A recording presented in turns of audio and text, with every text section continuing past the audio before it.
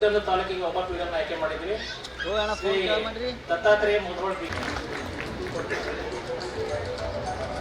ಉತ್ತಮವಾಗಿ ಕೆಲಸ ಮಾಡಿದ್ದಾರೆ. ಅದರಲ್ಲಿ ಬಹಳ ವಿನೂತನವಾಗಿ ಮತ್ತು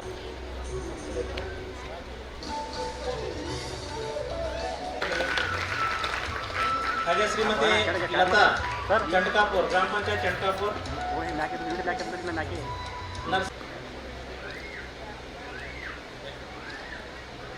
ತಮ್ಮೆಲ್ಲರ ಪರವಾಗಿ ಜೋರಾದ ಚಪ್ಪಾಳೊಂದಿಗೆ ಅಭಿನಂದನೆ. ಸಚಿವ ಆಂದೋಲನವನ್ನು ನಾವು ಸೆಪ್ಟೆಂಬರ್ 14ರಿಂದ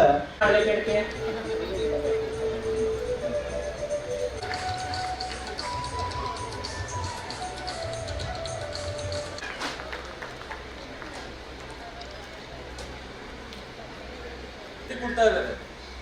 ಯಾಕೆ ಅಷ್ಟೊಂದು ಪೊಲ್ಯೂಷನ್ ಆಗ್ತಾ ಇದೆ? ಅವೆಲ್ಲರೂ ಸ್ವಚ್ಛತೆ ಕಾಪಾಡಬೇಕು. ಕೆಲವು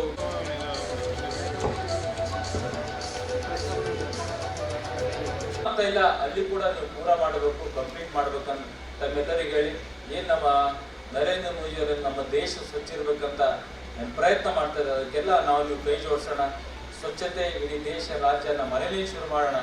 ಎಲ್ಲರ ಮನೆಯಲ್ಲಿ ದೇವಸ್ಥಾನ ಒಂದು ಕಡಿಮೆ ಇದ್ರೂ ಕೂಡ, ಒಂದು ಫೋಟೋ ಕಡಿಮೆ ಇದ್ರೂ ಕೂಡ ಒಂದು ಸ್ವಚ್ಛತೆ, ಸ್ಪೆಷಲಿ ನಮ್ಮ ತಾಯಂದಿರಿಗೆ ವಿನಂತಿ ಮಾಡ್ಕೊತೀನಿ, ನೀವು 10 ಜನರಿಗೆ ಅವೇರ್ನೆಸ್ ತರಬೇಕು. ನಾನು ಒಬ್ಬನಿದ್ದು ನಡೆಯಲ್ಲ, ಅಕ್ಕಪಕ್ಕ ಮನೆಯಂದ್ರಿಗೆ ಕೂಡ ಎಲ್ಲೂ ಹೊರ ಹೋಗ್ಬಾರ್ದು, ನಿಮ್ಮನೆಲ್ಲೇ ಕಟ್ಕೋಬೇಕು. ಸರ್ಕಾರ ಎಷ್ಟೊಂದು ಅನುದಾನ ಕೊಡ್ತಾ ಇದೆ, ಎಷ್ಟೊಂದು ಅವೇರ್ನೆಸ್ ತರ್ತಾ ಇದೆ ಅಂತ ತಾವೆಲ್ಲರೂ ತಮ್ಮ ಓಣಿಯಲ್ಲಿ ಹೇಳಬೇಕು.